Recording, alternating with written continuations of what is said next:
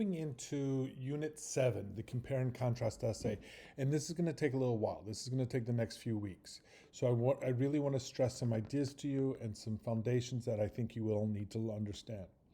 So a compare and contrast essay is a powerful tool for exploring the similarities and differences.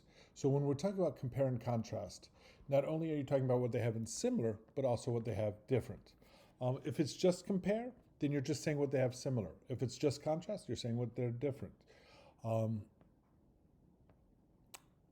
So let's talk about some of the ways that you can be to make your essays better. Okay. So you got to identify the purpose and structure. First, you have to decide what are you going to compare and contrast, and you're going to look at the relationship between the two subjects. It's easier to do apples to oranges than apples to BMWs, things like that. But you could still compare and contrast apples and BMWs.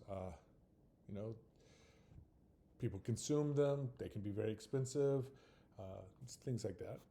But it won't be a very good paper. So you need to figure out your purpose of what you're looking for, and you're trying to figure out what the commonalities are. The structure, this is something I'm going to bang on for the next few slides about.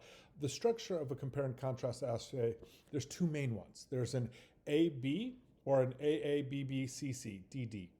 What I mean by this is, so you have your introduction paragraph, then you have a paragraph all about topic A, and then you have a paragraph all about topic B, and then you have a conclusion.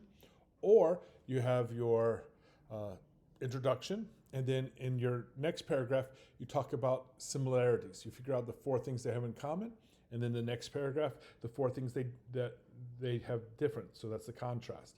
And then conclusion. So one is block and one is point by point. It's up to you to decide. So you can, like the block method, as I say, or point by point method. Both are good. It's entirely your style. An appropriate topic criteria when choosing your topics to compare. I mean, we luckily have NROC who did it for us, so we get to use their topic. But in a different basketball, a different kind of basketball kind of thing. But the important thing is that in the future, if you're having to do compare and contrasts, you make things that are easier to compare or easier to contrast. Political ideology, technology, past and present, style of themes of 2 classic works of literature. These are very common types of compare and contrast papers. So when you're selecting a topic in the future, it's essential to consider the available relevant information. So if you wanted to compare, say, a modern singer to an old-time singer, maybe you want to compare Drake to Michael Jackson. Is there enough information about Drake? Is there enough information about Michael Jackson? Probably. But if something's very cutting edge or very new, yes, Bacon, my cat is telling me. If it's a very new topic, then it may not be easy to do. Or if it's too old, it may not be easy to do. So when you gather, you need to research. The first step in writing it is to gather relevant information about the chosen topics, write it down, make a visual Venn diagram. So those are like the 2 circles that overlap. Things like that are wonderful ways of keeping ideas and structuring your essays and organization. And you want to do it so it's an easy way for you to then adapt into a paper. And then you can do analysis. So it's not only should you compare and contrast, but you also explain why it's different or how or why it's similar. Is there reasons why there are similarities, or is there reasons behind their differences? It's not just enough to say, this is a blue pen, this is a black pen. It's important to look at blue was the most popular color in the 1970s, while black is the most popular color since the 1990s. Something like that, and explain why. Why is that the case? The reason being, blue you can't scan. Blue doesn't show up very good in scanning, something like that. I don't know. I'm making this off the top of my head. Sorry. All right. Developing a thesis. One of the things I've been banging on about, and I'm going to continue to talk about, is developing a strong thesis. I've tried to tell you the A is B is B because X, Y, Z, my formula for writing a thesis statement. Not very good for a compare and contrast essay, and I'm sorry doesn't work for that one. But for this, you need to make your own one. Generally, the purpose is it'll structure the rest of your paper. So your thesis statement would be something like, McDonald's, a fast food restaurant, has a lot in common, has more in common with a fine dining restaurant than you would expect. A sit-down restaurant. Placement, the thesis statement is typically placed at the end of, so going back to that one. So having McDonald's is closer in reality to a sit-down restaurant than you may expect is an arguable statement. All right. An effective thesis statement is specific and focused and debatable, like I was just saying. It should go beyond simple stating the topic being compared, instead present a unique perspective or analytical conclusion about the relationship between them. So crafting a strong thesis, you're going to have to try. If you want me to look at your thesis statement, if you write it up and send it to me, I will be happy to look at it and give you my comments. What is it, Bacon? What? I don't have it. Do you want to say hey to my students? Okay. Oh, sorry. So crafting in the introduction, body, and conclusion. Introduction is the compare and contrast strategy should engage the reader. So you'll hear talk of what is called a hook. And I'll do a video later about what are the kind of hooks I would recommend. Typically, an interesting fact is a good one. $84,000 a year is, $84 billion a year is spent on fast food restaurants, while $18 billion is spent on sit-down restaurants. Something like that. That's an interesting fact. An anecdote. When I was a child, my favorite place to go in the world was McDonald's. And as I got older and developed more taste, my favorite place in the world to go is McDonald's. Ooh, personal story. Inspirational quote. I don't usually like quotes. I also don't like questions. Could you imagine a world without McDonald's? Ooh, I don't like those. An analogy is also good. I like analogies, which is going to McDonald's is like going on a first date. You're nervous. You're worried, is it going to be good? You're worried, are they going to mess up? Are you going to mess up your order? It's just lots of pressure and stress. Something like that. An analogy is a good way to start an essay. There's different ways. But then you'll give context. Why are you comparing and contrasting McDonald's to, say, Chili's? Well, recently in an article in the New York Times, they did a price comparison and found out that an average family of four eat at McDonald's for $64, whereas a family of four at Chili's spends $70. So why is there? That's an interesting idea, something you can look at and explore as to why you're writing this article. By the way, that's true.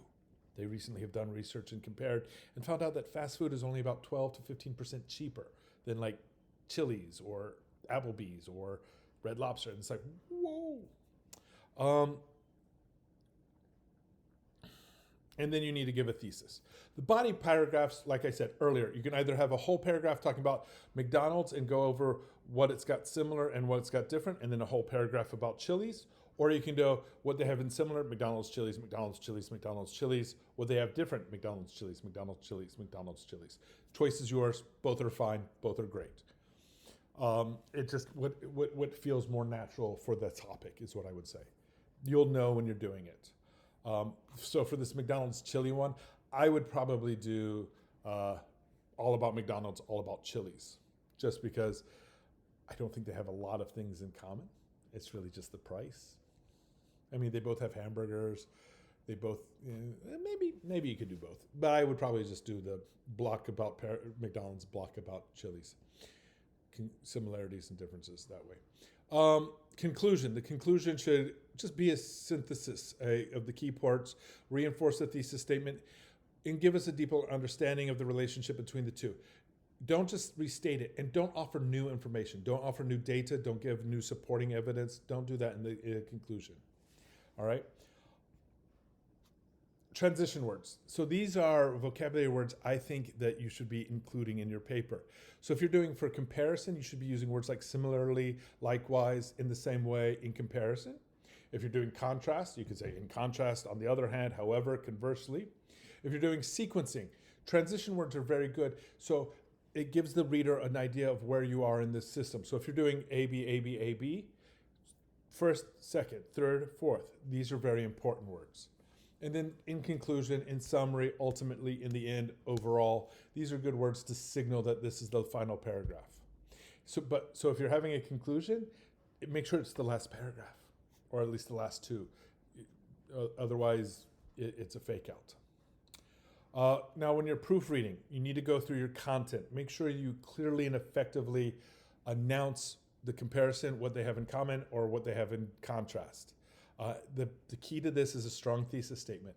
If you have a weak thesis statement, you'll have a weak paper, because a weak thesis statement means you'll be lost and you're just trying to do the best you can.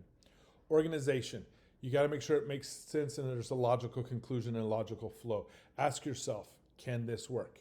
So case in point, in a paper last week, someone was like, before social media, people went childhood, teenagehood, adulthood. Then after social media, people go childhood to adulthood. So what's different? Are you just saying that they're removing teenage years? Oh, my son's coming home.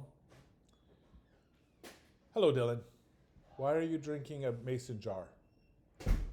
Sorry, I'm in my video. Is that a milkshake? You are such a bad person. All right, where was I? Organization. You need to make sure it flows logically. So that's what we're talking about, logic. If there's a weakness in your logic, it'll break down your argument and it'll confuse the reader. And if you see wrinkles on my forehead when I'm reading, that's not a good sign. That means I don't understand. Or that I'm very tired. I don't know, because I have wrinkles right now. Oh, good God, that's a lot of wrinkles. Grammar mechanics. I've sent out a video on how to do grammar checks. Please start to do that. Take the extra step. Go that one step further. Check your grammar, make sure it's all good. Clarity and conclusion, make sure that the language is clear and concise and it's not confusing or overly informal. Make sure there's some formality. A nice trick you can do is either go to Gemini or ChatGPT and say, hey, raise the formality of this, or how would you make my article more formal? And they will give you suggestions. Overall cohesion, does it all work together? Do you have a clear thesis and a clear structure? Does it tick the boxes? Can I read it and do I know what you're comparing? Do I understand your points of comparison? Do I know what you're contrasting? Do I know your points? If I don't, if you think, oh, he'll understand, I won't understand. All right? So I hope this helps you with how to write the comparison and contrast essay. If you have other questions, please let me know.